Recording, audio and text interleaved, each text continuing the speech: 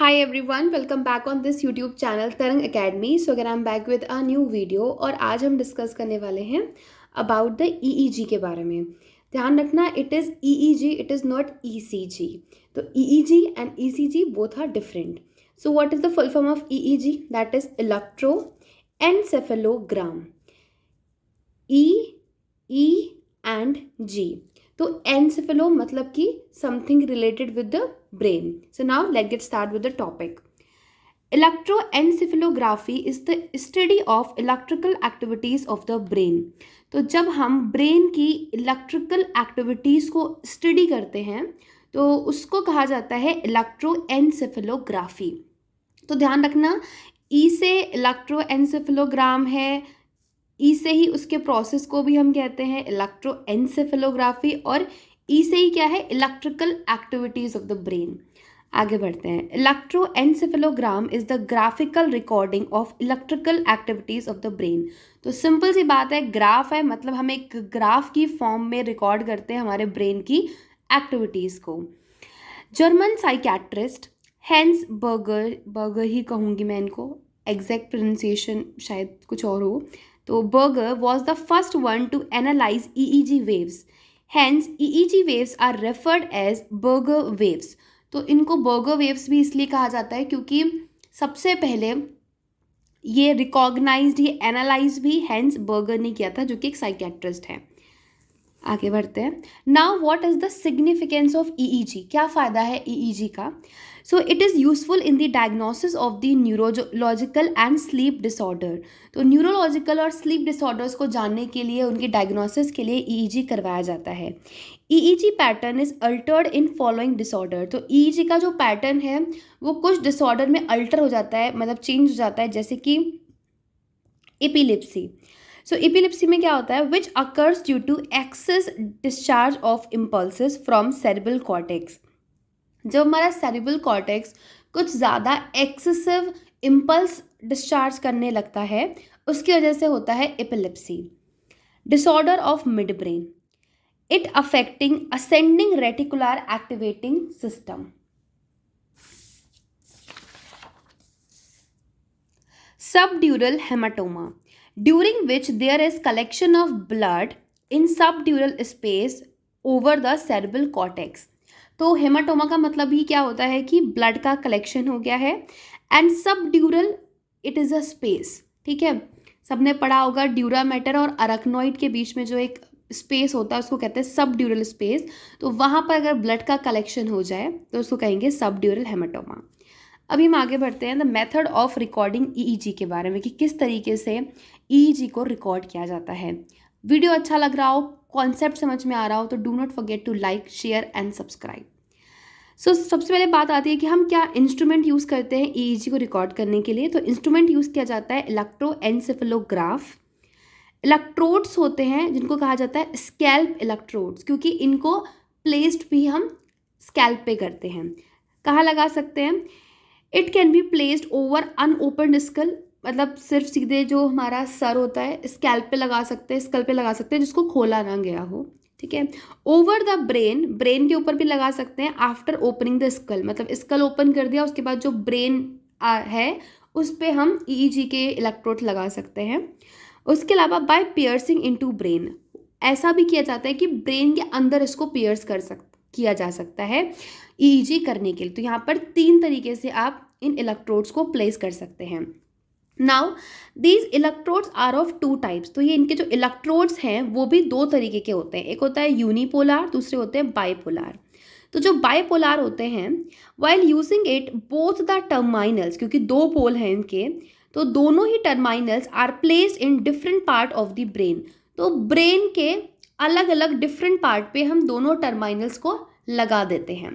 But unipolar के अंदर क्या करेंगे, अगर हम यूनिपोलर इलेक्ट्रोड्स का यूज़ कर रहे हैं तो जो एक्टिव इलेक्ट्रोड है उसको हम कॉर्टेक्स के ऊपर लगाएंगे, और जो इनडिफरेंट इलेक्ट्रोड है, मतलब जो नेक्स्ट दूसरा इलेक्ट्रोड है, उसको हम बॉडी के किसी पार्ट पे लगाएंगे कॉर्टेक्स से दूर. ठीक है. बट यहाँ पर क्या था, बाइपोलर में दोनों ही हम ब्रेन के ऊपर लगा रहे हैं, बट यूनिपोलर में एक कॉर्टेक्स पे और दूसरा कॉर्टेक्स से दूर बॉडी के ऊपर प्लेस किया जाता है. नेक्स्ट हम आगे पढ़ेंगे waves of EEG.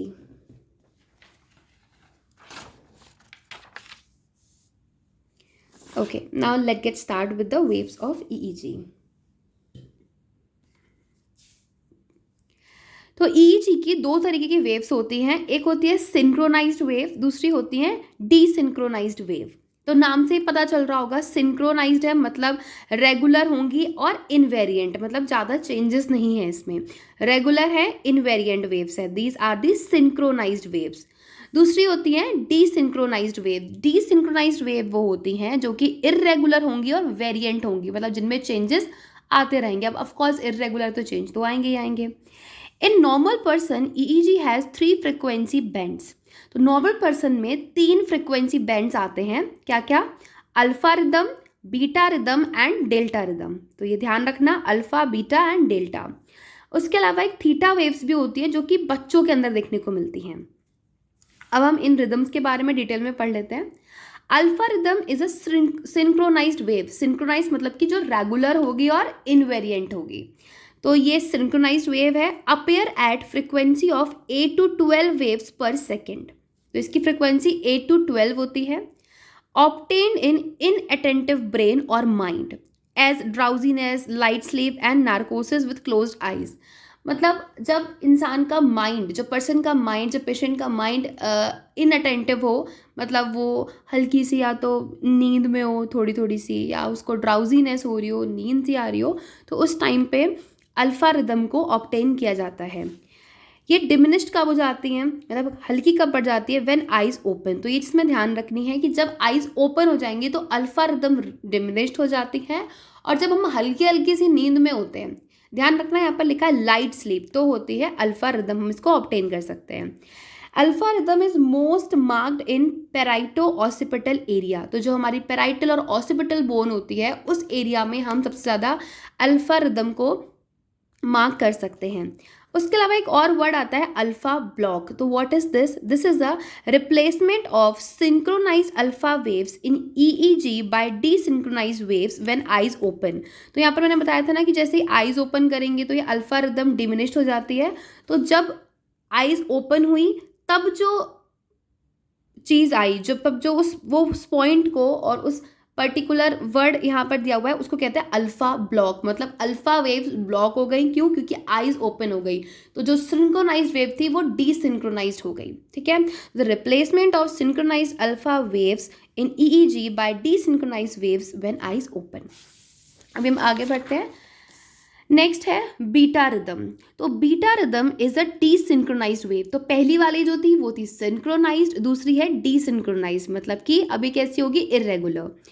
High frequency of 15 to 60 waves per second. तो अल्फा रिदम की फ्रिक्वेंसी लो थी इसके कंपैरिजन में, बीटा की ज़्यादा है। रिकॉर्डेड ड्यूरिंग मेंटल एक्टिविटी और mental tension, not affected by opening the eyes.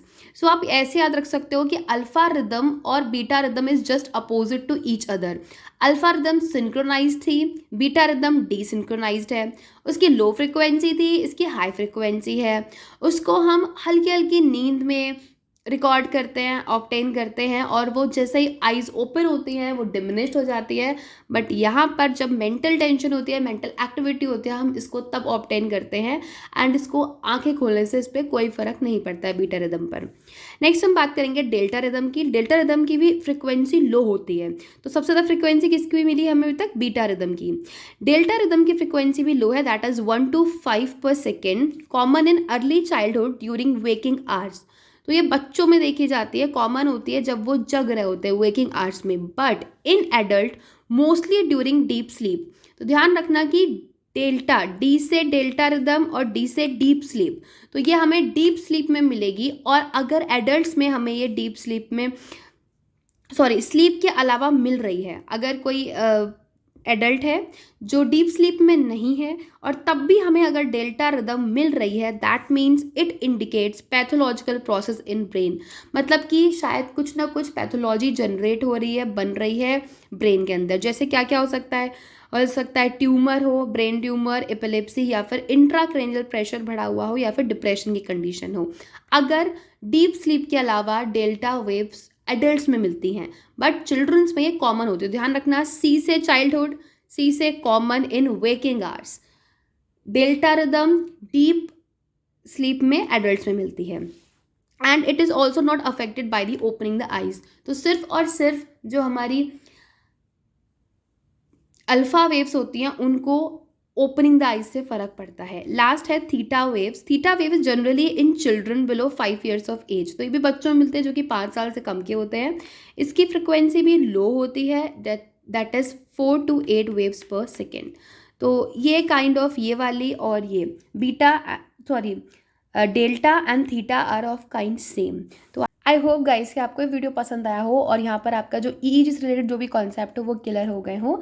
Thank you so much. Do not forget to like share and subscribe.